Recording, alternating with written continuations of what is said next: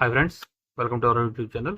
ముఖ్యంగా చెప్పేది ఏంటంటే, ఎవరైతే మెయిన్గా పైన మైనింగ్ చేసుకుని ఎవరైతే ఉన్నారో వాళ్ళ కోసం ఈ వీడియో చేస్తున్నాను. అందరూ చెప్పినట్టు అడ్డమైన చెత్తంతా కూడా మాట్లాడకుండా సింపుల్గా కొన్ని విషయాలు చెప్తాను. అసలు ఈ పై అనేది ఫ్యూచర్లో పైకి వెళ్తుందా లేదా, నా వర్షన్లో నేను చెప్తున్నాను.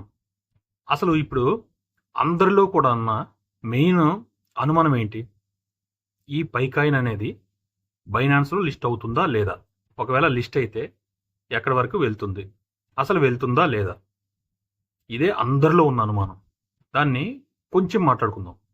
ఇప్పుడు క్రిప్టో మార్కెట్లో ఉన్న కాయిన్స్లో పేదవాళ్ళని ధనవంతులుగా చేయడానికి వచ్చిన కాయిన్లలో main coin, important coin, demand ఉన్న కాయిన్ పై కాయిన్ ఒక్కటి మాత్రమే. దీంట్లో ఎటువంటి సందేహం లేదు. అది ఎవరైనా ఒప్పుకుంటారు. కంపల్సరిగా మార్కెట్లో ఉన్న విశ్లేషకులు ఎవరైనా ఒప్పుకుంటారు. అటువంటి కాయిన్ని ఇటువంటి బైనాన్స్ అనే ప్లాట్ఫామ్ వదులుకుంటుందని చెప్పేసి నేనైతే అనుకోను. ఇప్పుడు కాదు, నెల కాదు, 2 నెలల తర్వాత అయినా బైనాన్స్లో లిస్ట్ అయి తీరాల్సిందే. ఎందుకంటే ఇప్పుడు ప్రజెంట్ ఓ పై కాయిన్ ఉన్న కమ్యూనిటీ 54 మిలియన్లు. ఎంత కమ్యూనిటీ ఉన్నదాన్ని మెయిన్ ప్లాట్ఫామ్గా ఉన్న బైనాన్స్ ప్లాట్ఫామ్ వదులుకుంటుందని అయితే నేనైతే అనుకోవట్లేదు. మరి పై కాయిన్ ధర రోజు రోజు కింద పడుతుందని చెప్పేసి మీకు డౌట్ రావచ్చు.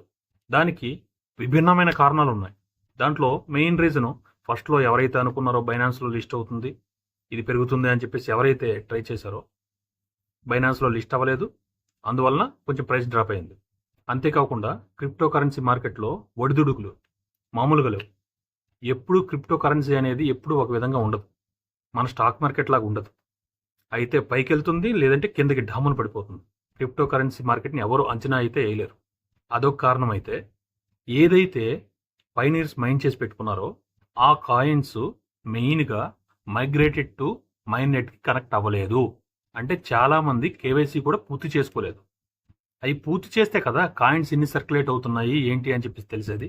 మెయిన్ లిక్విడిటీ జరిగేకుందే కాయిన్ యొక్క ప్రైస్ అనేది పైకి కిందకి డిమాండ్ ప్రకారం పైకి కిందకి వస్తుంటుంది.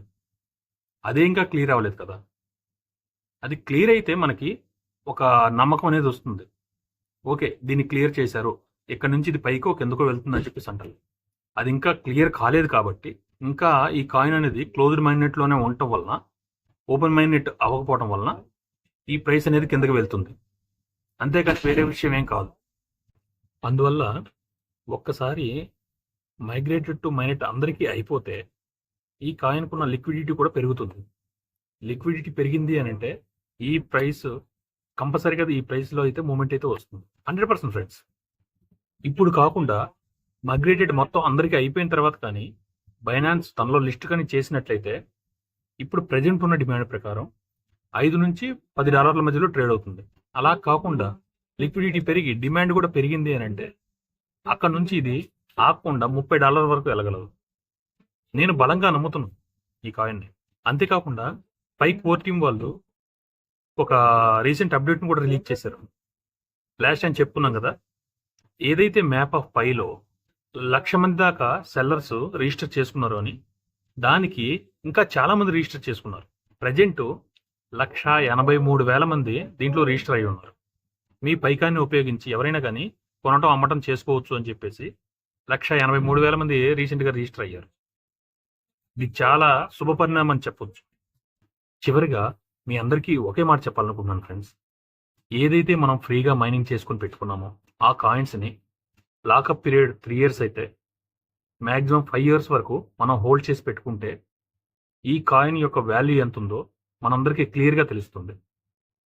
అప్పుడు నేను చెప్పిన మాటలు నిజమా కాదా అని చెప్పేసి మీకు ఖచ్చితంగా అర్థమవుతాయి. దయచేసి నేను చెప్పిన ఈ విషయాన్ని దృష్టిలో పెట్టుకొని అందరూ 5 years వరకు ఈ కాయిన్స్ని హోల్డ్ చేసుకుంటారని నేను ఆశిస్తున్నాను. నేను చెప్పిన ఈ విషయాల మీద మీ అభిప్రాయం ఏంటో, మీ అమూల్యమైన అభిప్రాయాలని కామెంట్ రూపంలో తెలియజేయగలరు. మీరేమనుకుంటున్నారో నేను తెలుసుకోవాలనుకుంటున్నాను. దయచేసి కామెంట్ రూపంలో తెలియజేస్తారని ఆశిస్తున్నాను. Thank you.